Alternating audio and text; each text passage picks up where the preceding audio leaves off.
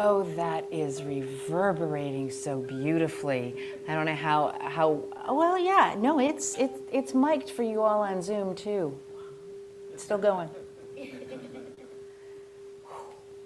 Good morning. Good morning. And welcome to worship with the Unitarian Universalist Church of Ventura. I am the Reverend Dana Worsnop, minister of this gracious and spacious community. We gather to keep love at the center of our lives and the way we move in the world. And it is good to see you. No matter how you got yourself here and into our sanctuary, whether you drove or rode a bike or rolled on in, whether you were crouched under an umbrella this not so drizzly now morning, or you opted for Zoom or YouTube at home because, hey, it's wet out there. We are so glad that you all have joined us. We are a community of many beliefs, identities, origins, sexualities, and genders, and all are welcome here. We pause at each service to remember that the land this building rests upon is the unceded territory of the Chumash peoples. It is sacred ground for many in many ways. It is a ground that is holy. It cries out for justice and also for good stewardship. So may we walk keeping love at the center and love guiding our footfalls upon this earth. A few announcements. Our annual church auction is 3 weeks away. And so at the Connecting Center, please bring a dish for the potluck dinner for our Under the Sea kickoff on October 5th. And yes, of course, we are still looking for donations. We currently have 69 items, which is fine. Not really. Compared to last year's over 200 items. You can see what has already been donated on a poster that is in Berg Hall, which is our social hall through those doors. And one item that you will see, donations are still being accepted through the 29th of September, so you have time.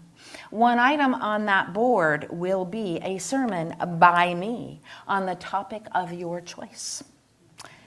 And for the record, I am preaching last year's auction sermon today.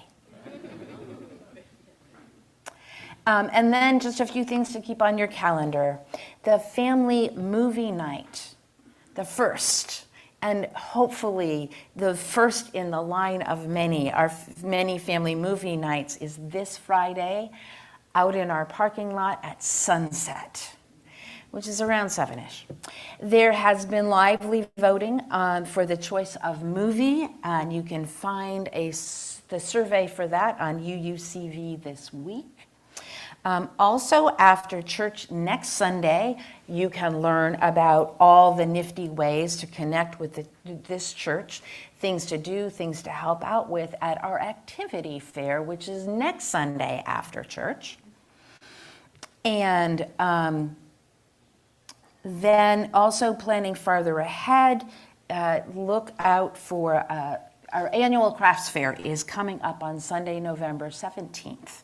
That will also be after church, but now is the time to sign up for a table at that fair. And also today, after church, for anyone who is relatively new to this church, we are doing our monthly program, New to You. It'll be in this alcove at about 11:30 after church. And so if you want to know more about this faith and this church, come. We'll be doing those monthly. And listen to the sermon closely, because it's about some of that.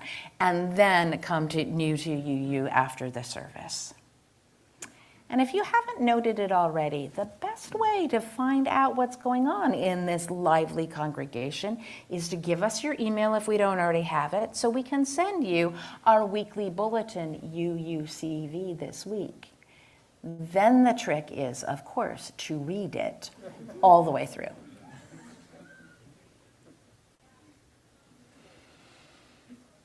There is a wideness of heart that becomes even more spacious when we gather all our hearts together and enter sacred space.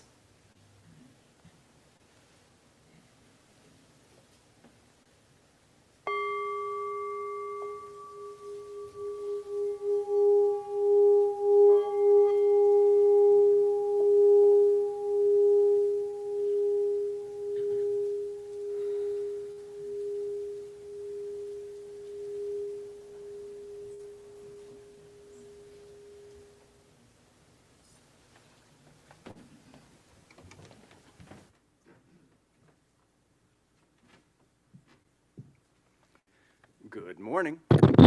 Whoop. Good morning.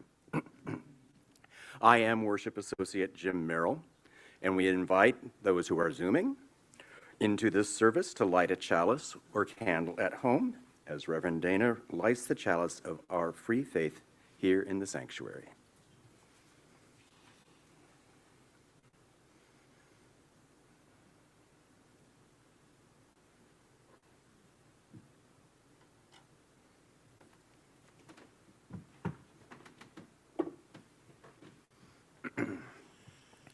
We begin our service with Wild Geese by Mary Oliver. You do not have to be good. You do not have to walk on your knees for 100 miles through the desert repenting. You only have to let the soft animal of your body love what it loves. Tell me about despair, yours, and I will tell you mine. Meanwhile, the world goes on. Meanwhile, the sun and the clear pebbles of the rain are moving across the landscapes, over the prairies and deep trees, over the mountains and the rivers. Meanwhile, the wild geese are high in the clean blue air, are heading home again. Whoever you are, no matter how lonely, the world offers itself to your imagination, calls to you like the wild geese, harsh and exciting, over and over, announcing your place in the family of things. Come, let us worship together.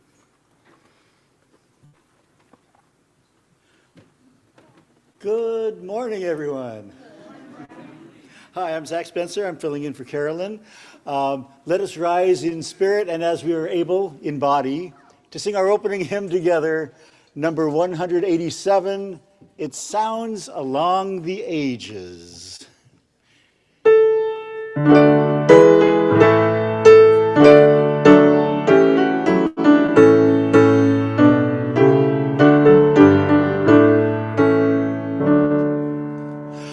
It sounds along the ages, soul answering to soul. It kindles on the pages of every Bible scroll. The psalmist heard and sang it, from martyr lips it broke.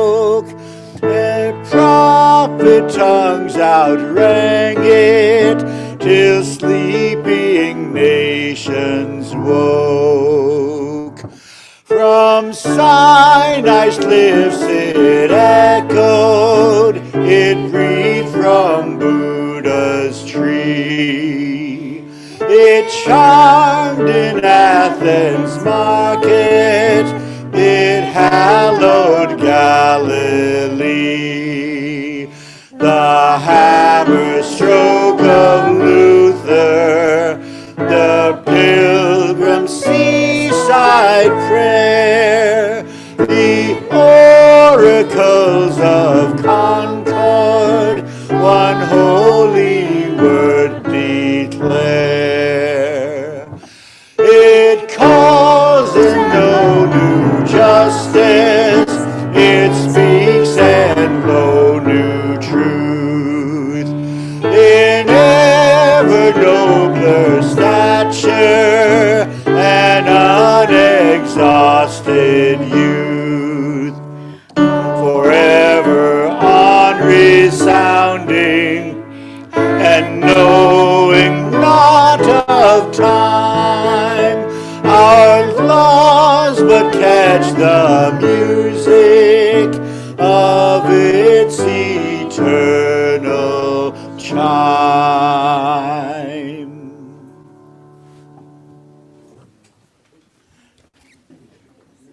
My name is Lily Rappaport. I'm the Director of Family Ministry here. And today, I don't have a story for you, but what we're going to do collectively as a congregation is to offer a blessing of the backpacks. So I brought my backpack, and I'm wondering if any of you did. And if you did, you may bring them up here in front. And at this point, I can also call the children and the young at heart to come up in front to join me up here. So you could just drop it here and sit, or you can hold your backpack or a bag with you at your seat too. So it could be any kind of bag, a diaper bag if you have it, if you want to put it up here, or a briefcase, a purse, and just something that you store or you use to have your everyday. There we go. Okay.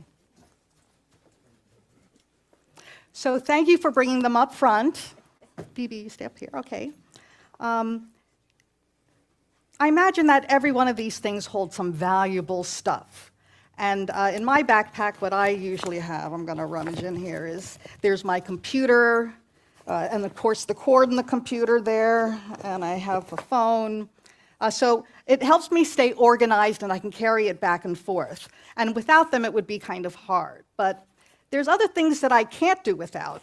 For instance, in my backpack, I carry the things that I learn here at this church. Respect for other people, let's see, there's kindness, understanding and acceptance, curiosity and passion for learning. Yes. Listening to other people, working for justice, and feeling connected to everything around me. Those sound familiar to anyone? Yeah, the gifts of the UU principles is something that I carry with me all the time. And I'm going to say that you do too. So as we keep this in mind, today we're also going to give you a reminder or a blessing so that you can carry it with your bag, in your bag, or around you. It's a special tag, and I'm going to, which we have made here. Can you move? We're going to bring this up in front. And we're going to start with the children after we have this blessing, and then we will offer it to everyone who wants a blessing for their own bag that they can take home with them. So just remember that in your bag you do have kindness, encouragement, curiosity, listening, justice, and interconnected it with everything. And in addition, we're going to offer you a special tool, which is a compass. Okay. So the compass is a powerful metaphor for guidance and direction and purpose of life. It symbolizes often the inner journey of self-discovery that we often go through. And it urges us to trust our intuition and follow the path that aligns deepest with our desires and our values. And the compass also represents stability, grounding, and balance. So today, anybody who's going to, let's stand up right here. We're going to give the tag to all the children. And the words that are written on here is guided by love, which I think is a theme that will be very important this year. So as you receive your blessing, what we will say is, may you be grounded, may you be guided by love. And then you can take your charm, and what we'll do is we'll just wait in the front so that we could all leave together, okay? After you get yours, some of you will have a basket, okay? You share the basket and you go and give them down the aisles to anybody who says that they would like one, okay? So, if you don't mind, you'll stand here. Okay. May you be guided in love. May you be guided in love. May you be guided in love. May you be guided in love. May you be guided in love. May you be guided in love. May you be guided in love. May you be guided in love. And you know, they come in marvelous colors, so if you want to shake and find your own favorite, you can. I'm going to ask you guys to hold one. Let me see, hold it. You'll take this one. You'll take this one, and the younger ones are going to help you.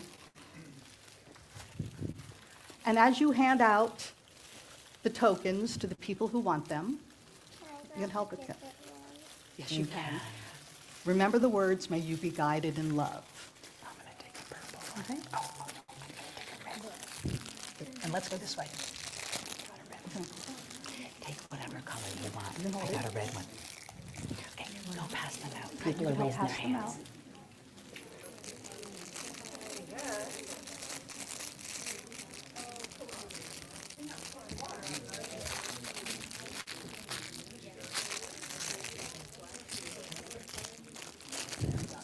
So, that's okay. I'm going to take you over this way because we need you over here. There we go. You can walk down here. Hand them out.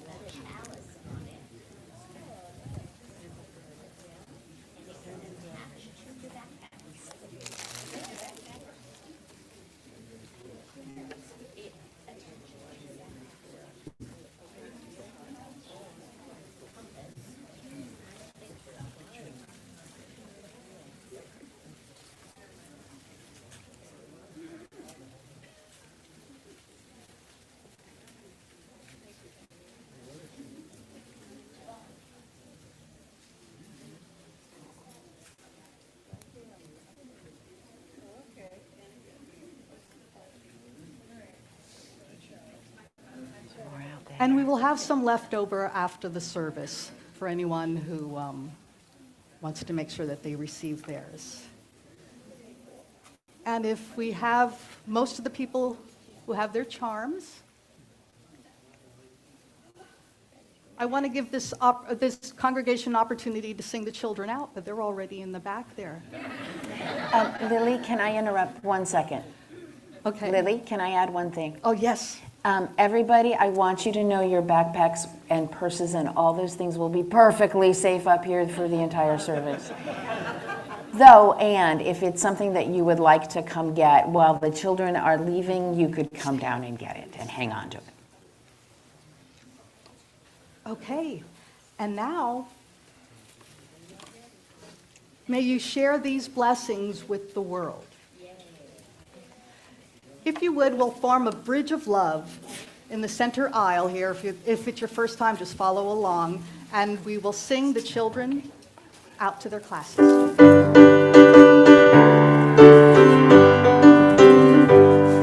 We hold you in our love as you go, as you go. May your heart be at peace as you go. To nurture the spark of your precious life. We hold you in our love as you go. Let's go. Thank you. Sunday, this congregation gives away our collection to an organization in the larger community or to funds that help people in our own church.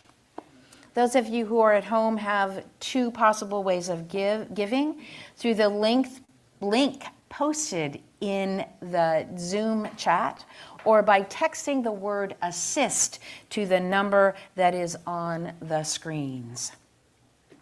Folks who are present also have two ways to give. You too can text to give, or you can still write a check or give cash and put it in a box that is in the back of the sanctuary on the wall back there.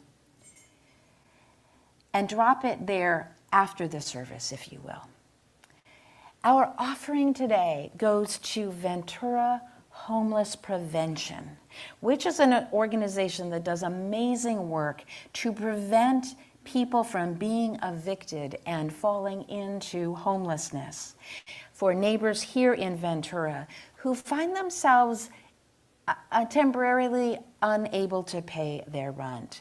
Most of the times, the vast majority of times, people can pay part of their rent, but there's some unexpected loss of wages or a surprise expense that leaves them still short. On average, $1,250 will keep a family in their home and stop an eviction from happening. So far this year, Ventura Homeless Prevention has kept 149 people, 55 of them who are children, in their homes and off the streets. Among those recently helped were a woman who lost her entire Social Security check to identity theft, parents with unexpected legal fees when a son found himself in trouble, a woman who missed work due to complications during pregnancy, an educator who just didn't manage to have enough saved to make it all the way through the summer until work started up again in the fall. Every situation is different, though all of these families will be able to go back to paying their rent on their own. They will stay housed going forward thanks to the generosity of donors like you. Thank you for giving generously, as you always do.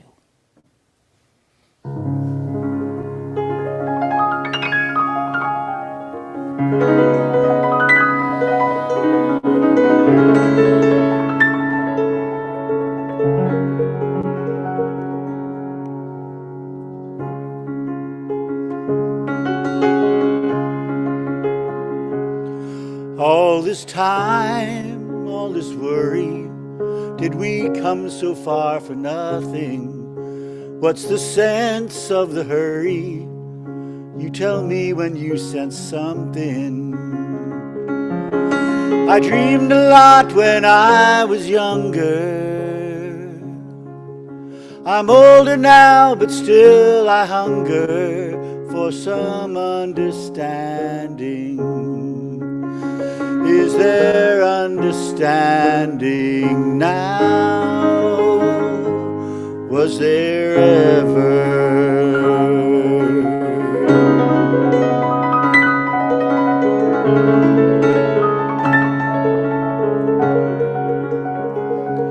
One thin line draws the border between madness and the genius, but no pen can erase it.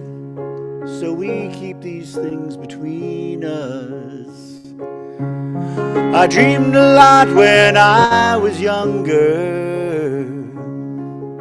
I'm older now, but still I hunger for some understanding. I'll search for understanding now and forever.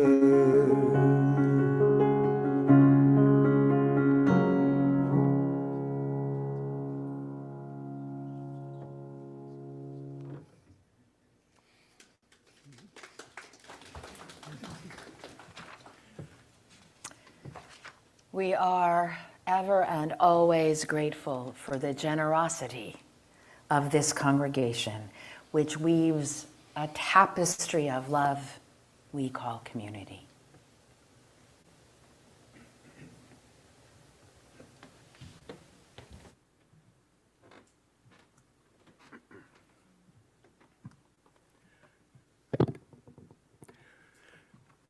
Now is the time in the service when we hold up the great joys and sorrows that grace our lives. We place stones in the water for both the celebrations and sorrows in our hearts, making ripples that are felt throughout our community. You can submit a joy or sorrow for sharing via a link on the website, uuventura.org, or in our Thursday email bulletin, UUCV, this week. I invite you now to speak into the gathered community or write into the Zoom chat the names of those you wish to celebrate, memorialize, or bring into the embrace of this beloved community.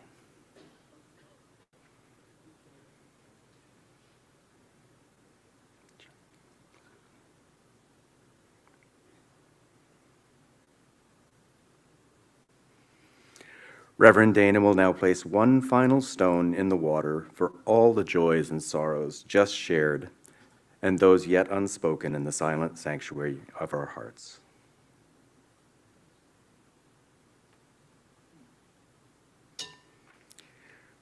May we be truly grateful for all that is our life.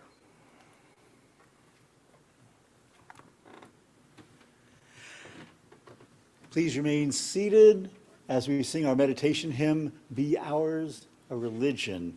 We'll be singing through the one verse twice.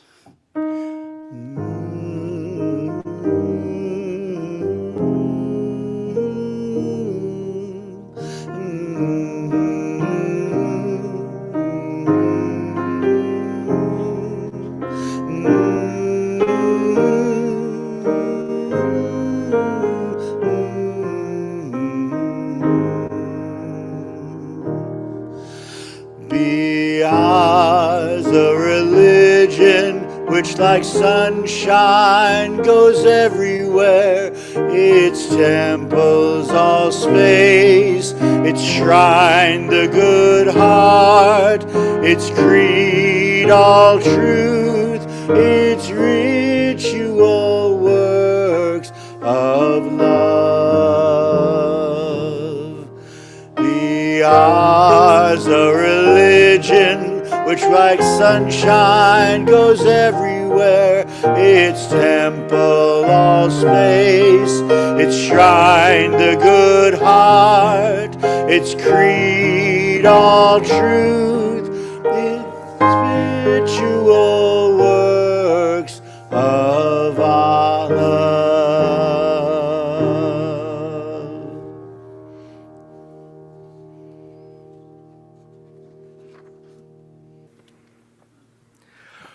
Our reading today is an excerpt from Ralph Waldo Emerson's essay, Nature.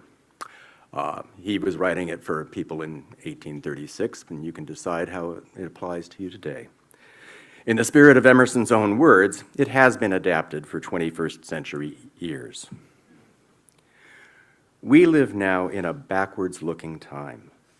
We study the tombs of those who went before us. We write biographies, histories, and criticism of that past. Those who went before us beheld God and nature face to face. We behold God through their eyes. Why shouldn't we, too, enjoy an original relationship with the universe? Why shouldn't we have a poetry and a philosophy of insight, and not just tradition, and a religion by revelation to us, and not just the history of theirs? Embraced for a season in nature, whose floods of life stream around and through us, and invite us by the powers of those streams to action fitted to nature, why should we grope among the dry bones of the past, or put the living generation into the faded costumes of that past? The sun shines today also. There is more wool and flax in the fields for our own wardrobes. There are new vistas, new people, new thoughts. let us demand our own works and laws and worship.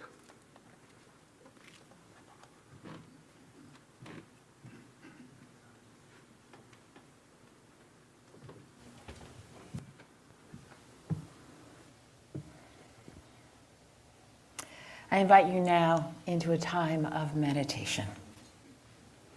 Close your eyes if you wish. Place your feet on the floor if you're comfortable doing so. And simply breathe. If you can, breathe into your chest, feeling it rise. You can place your hand on your heart if you wish, encouraging it to open. Holding your heart open for yourself, and then embrace those beside you and beyond you. A silent meditation.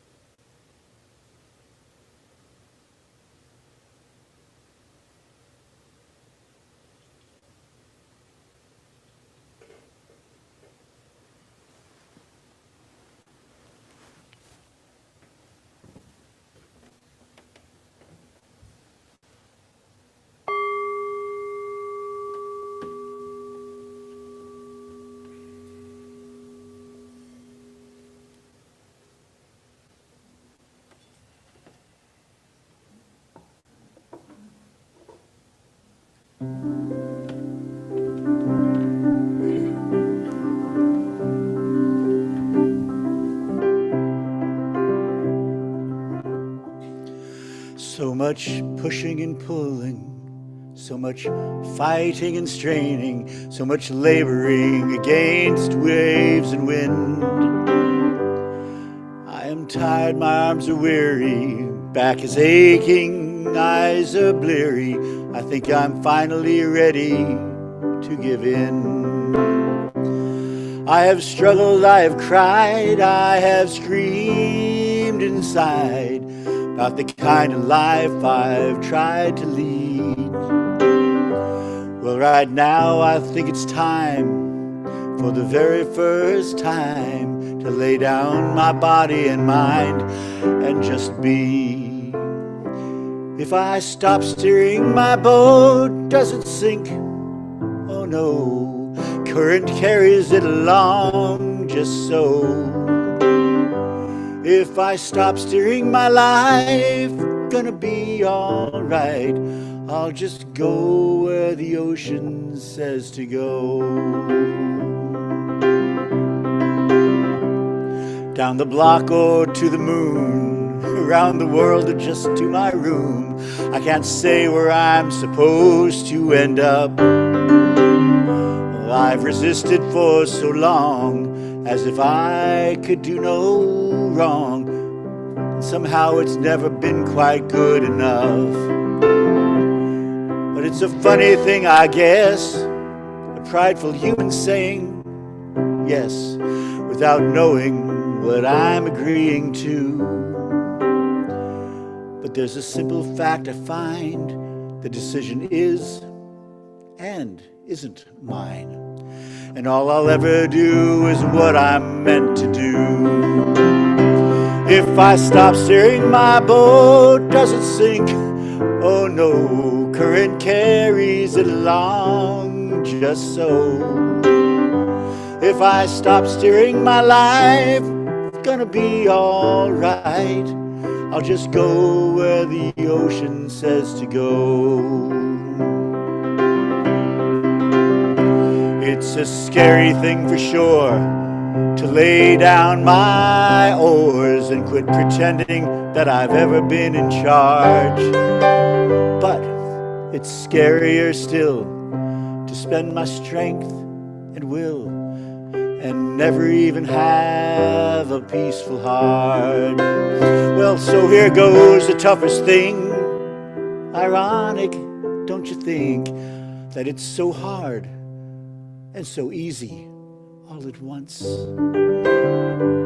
It's not laziness, it's just the deepest kind of self-trust that I'm okay when all is said and done. That I'm okay when all is said and done. If I stop steering my boat, does it sink? Oh no, current carries it along just so. If I stop steering my life, gonna be alright. I'll just go where the ocean says to go. If I stop steering my boat, does it sink? Oh no, current carries it along just so. If I stop steering my life, gonna be alright. I'll just go where the ocean says to go. I'll just go where the ocean says to go. I'll just go where the ocean says to go.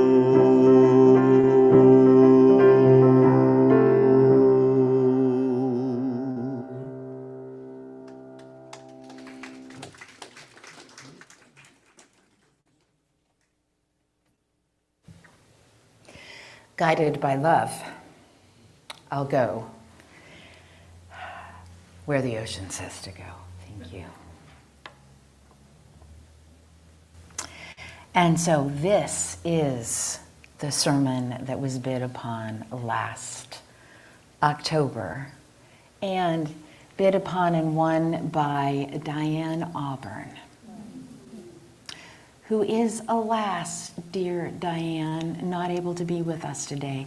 Though she said that she would be on Zoom, and I said I would say hello. Hello, Diane. Welcome. Thank you for asking me to preach about this topic.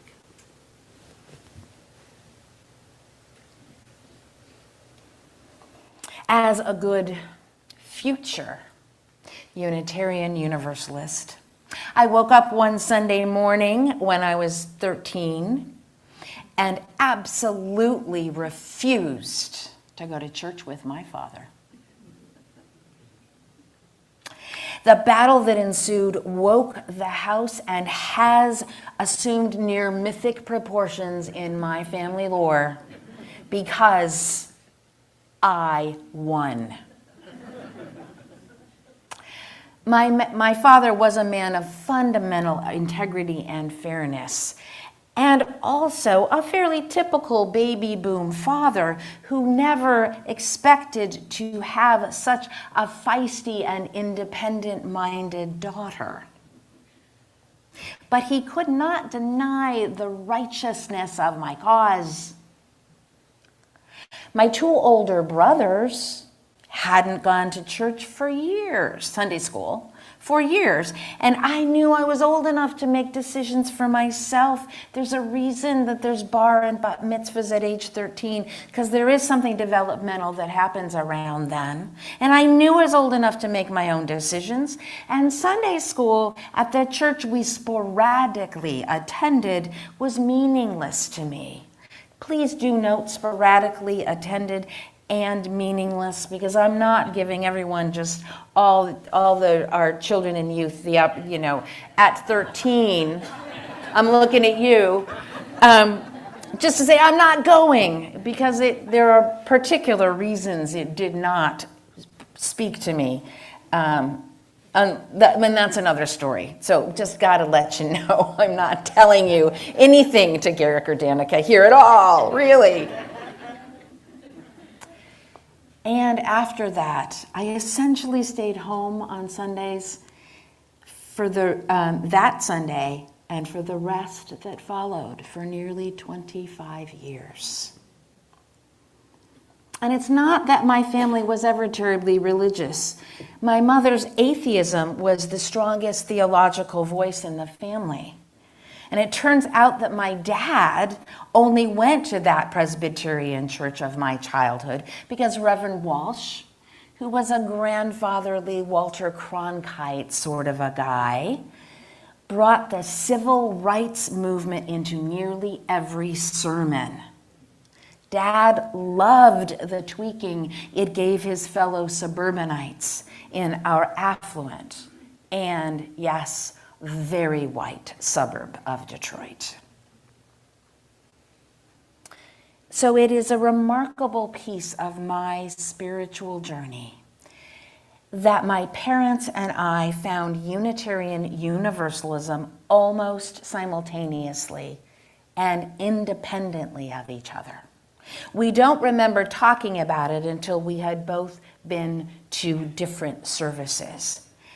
3 very different people, all Unitarian Universalists and proud of it. My mother, first a lapsed Catholic and finally an ardent atheist. My father, an open-minded, if sometimes grumpy, agnostic. And me, journalist turned teacher, and finally, surprisingly, turned minister. I learned an intellectual independence and integrity from both my parents, and yet somehow I still always was yearning for something more. In this spacious religious tradition, we all found home. For my mother and me, finding this home was transformative. I found I didn't need to be good or repent to find salvation. And my mother at last found a place in the family of things. The congregations we found were very different. My parents joined a small humanist fellowship in rural North Carolina, where they had retired, which met essentially for a lecture every other Sunday afternoon. It's still there. It's called the Thermal Belt Unitarian Universalist Fellowship, named for a climatic phenomenon that actually went away, probably with climate change. And I found home at the First Unitarian Church of Oakland, where services included sermons, meditation, prayer, ritual music, and many, many ways to name the holy. Yet something about this faith tradition spoke deeply to us all. For even after that youthful rebellion, I found myself always drawn to churches, grand cathedrals, and small chapels off the beaten path.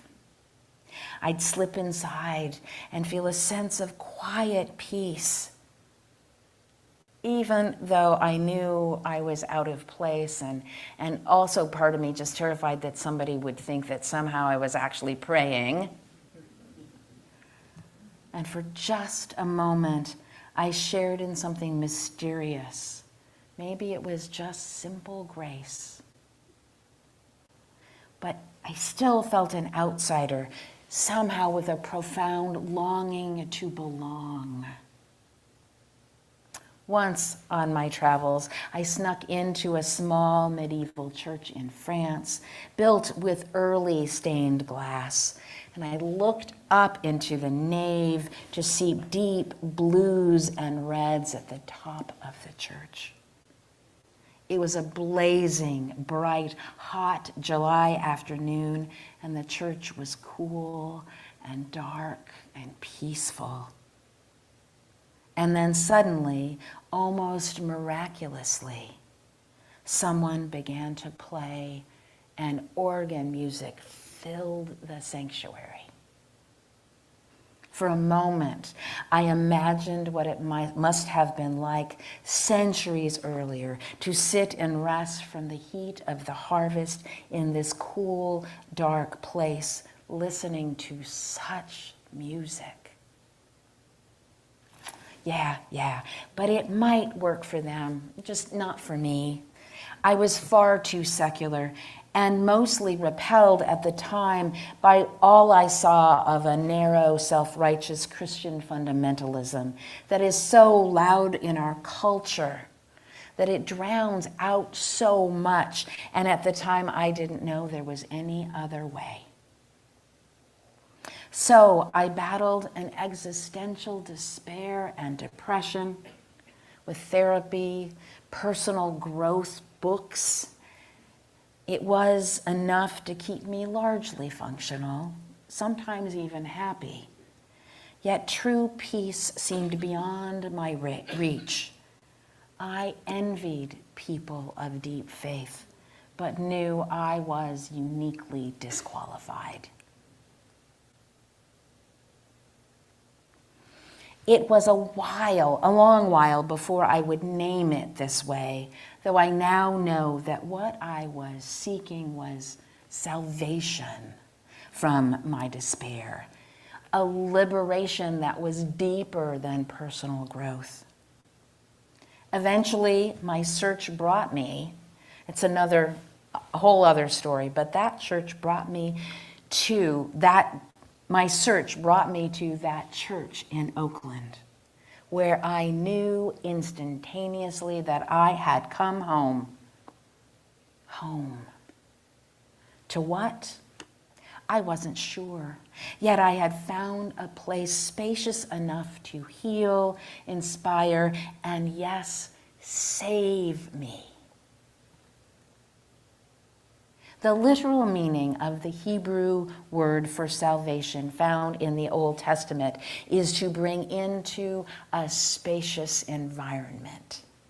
Isn't that lovely? There's not all that theological overlay and need to repent and all of that stuff. Just come in. There's space here for you. And it was somewhere at this time that I first heard Mary Oliver's Wild Geese. You do not have to be good. You do not have to walk on your knees for 100 miles through the desert repenting. You only have to let the soft animal of your body love what it loves. Tell me about despair, yours, and I will tell you mine.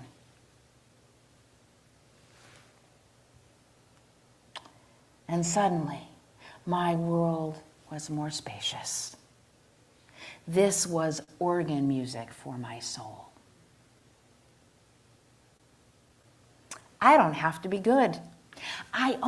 Sure, being good is actually really good.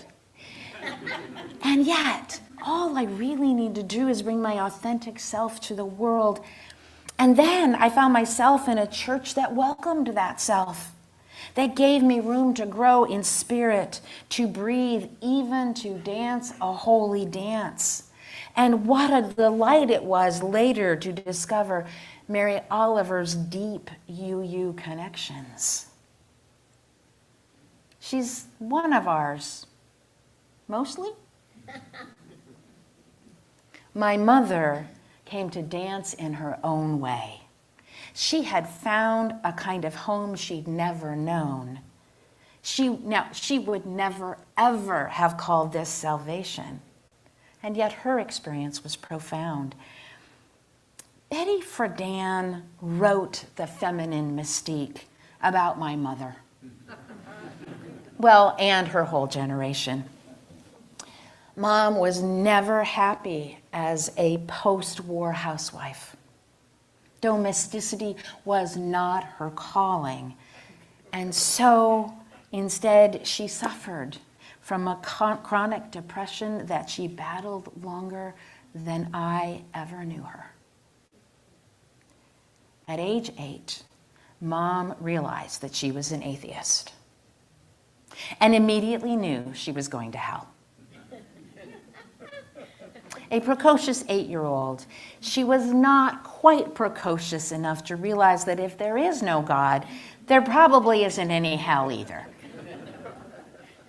And yet she just felt guilty, alien, and excluded in her devoutly Catholic family and in the whole world. The first Sunday that she went to that fellowship in North Carolina, she had her defenses up. She stuck her hand out to the greeter at the door saying, "You know I'm an atheist." To which the woman gleefully replied, "I am too, come on in."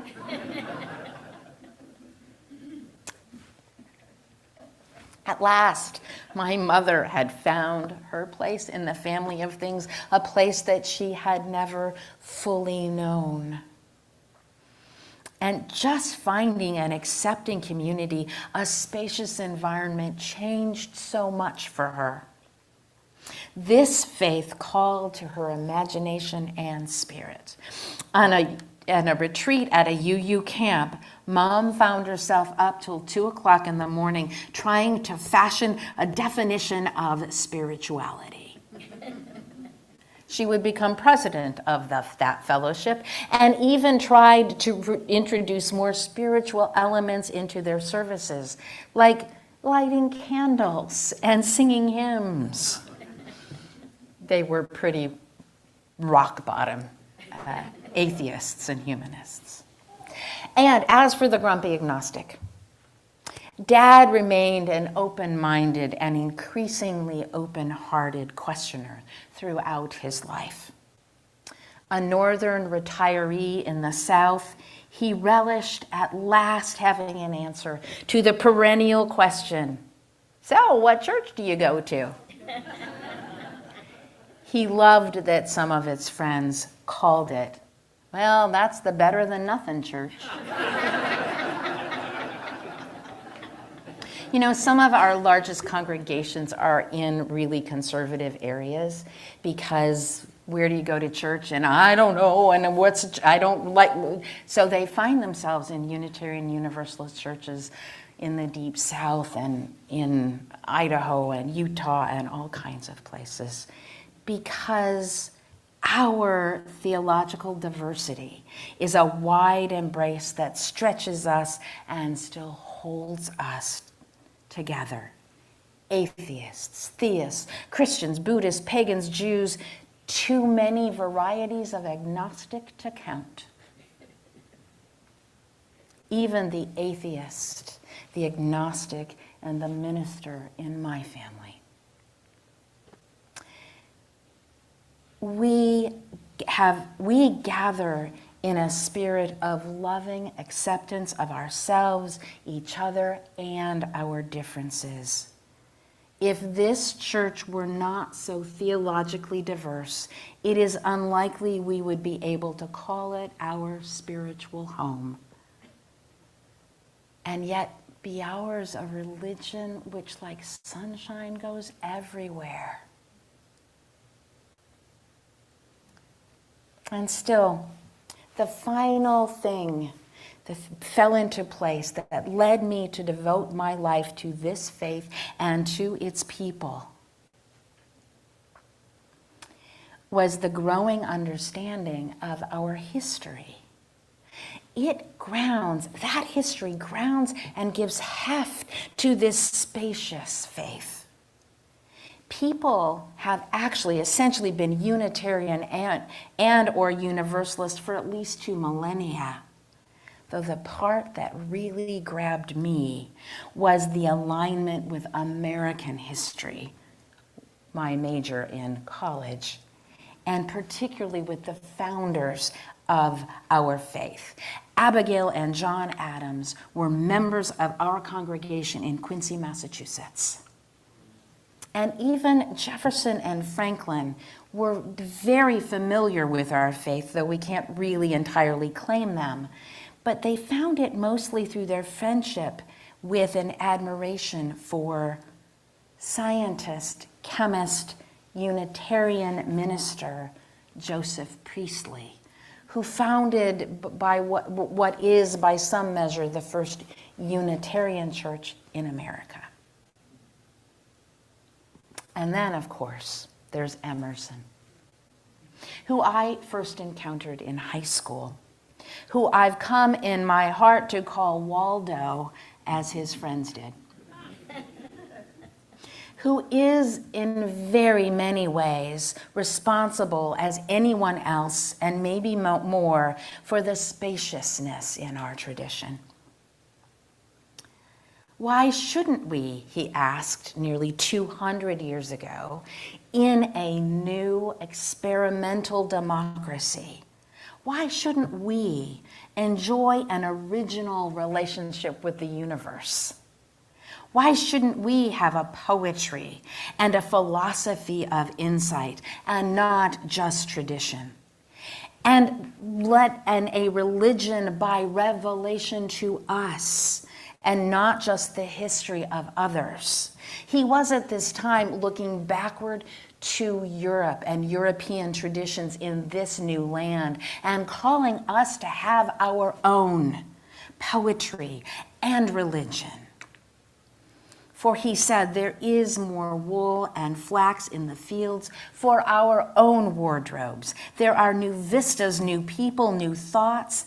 So let us demand our own works and laws and worship. Yeah, I learned about Emerson so long ago. I learned about the oracles of Concord. And somehow in high school, neither in high school nor in college, did I ever connect that they also were Unitarian in their faith, which makes all the difference to me now. This faith does not give you one path to follow through the vistas it presents before us. Yet do not mistake that for a lack of depth or grounding.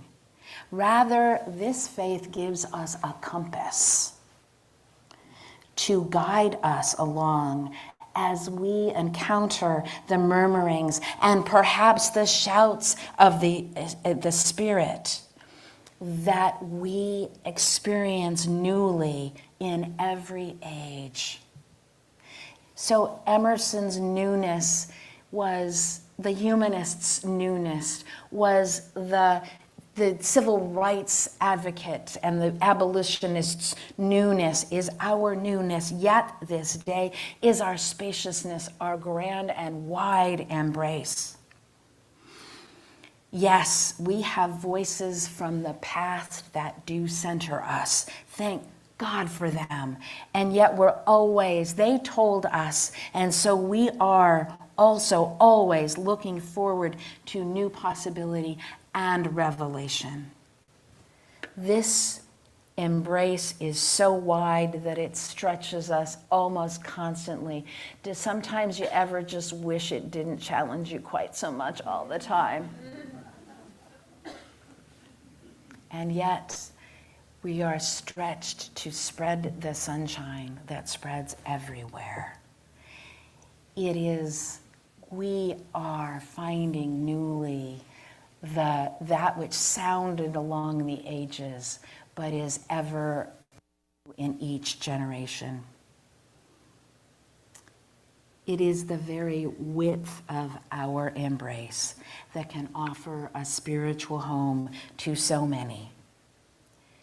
Because of this, we also have the strength and the power to embrace, to heal, and yes, to save. May you all feel included in this wide embrace. Amen. May it be so.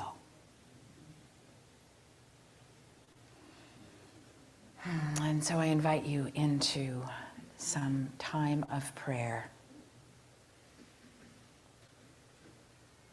Holy beingness, of many names and no name, gracious and spacious Spirit of life, which dwells within and among and beyond us this day and always. May we keep our hearts open keeping them open even as they are sometimes breaking. Knowing that in so doing we are making ever more room for one more and then for another.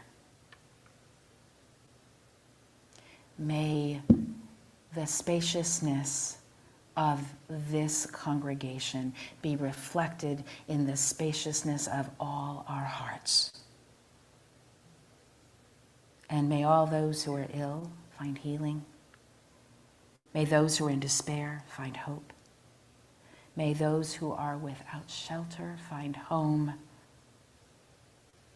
May those who are suffering conflict and war in Gaza, Israel, Sudan, Ukraine, and beyond, may we all know peace. Amen. And blessed be.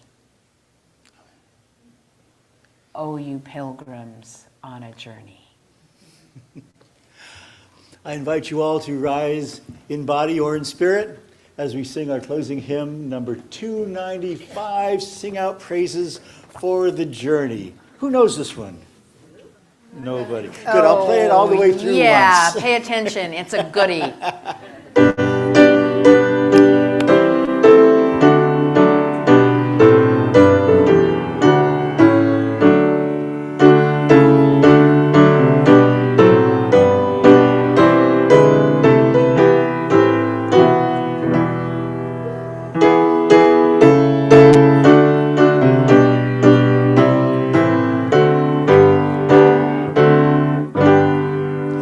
Sing out praises for the journey, pilgrims we who carry on, searchers in the soul's deep yearnings, like our forebears in their time. We seek out the Spirit's wholeness in the endless human quest. Look inside your souls, the kindling of the hearth fire pilgrims new. Find the Spirit always restless, find it in each mind and heart. Touch and hold that ancient yearning, kindling for a newfound truth. Stand we now upon the threshold, facing futures yet unknown. Hearth behind us, wayside hostel, built by those who knew wild roads.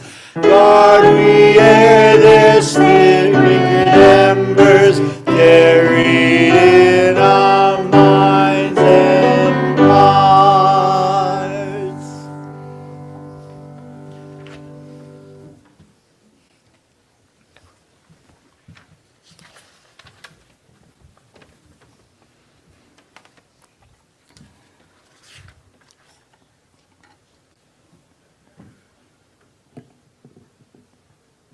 Please join me in reading the words on the screen as we prepare to extinguish our chalice. We extinguish this flame, but not The light of truth, the warmth of community, or the fire of commitment, those we carry into our lives until we are together again.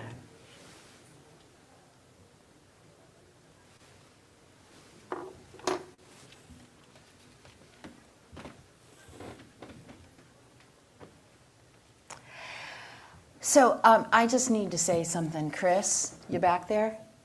You remember that hymn, do you, from Oakland? Yeah, Chris and I knew each other back in that church in Oakland.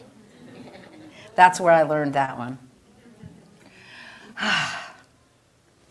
All here in the sanctuary are invited after the service for coffee, tea, bagels, and fascinating conversation in Berg Hall, our community room, through these doors. You can drop by the big round table under the Connecting Center sign to visit with friendly folk who are waiting to say hello. And I hope those of you who are on Zoom will also hang out and visit one another and folks in Berg Hall at the big television screen. And then anyone who wants to know a little bit more about this amazing, spacious, gracious faith can come to New to UU in the alcove right here at about 11:30. I leave you with these words from the Reverend Robert Mabry Doss.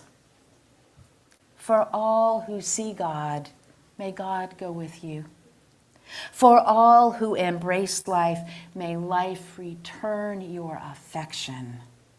And for all who seek a right path, may a way be found and the courage to take it step by step. Go forth in love, go forth in peace, go forth carrying your compass to guide you forward in love. May it be so.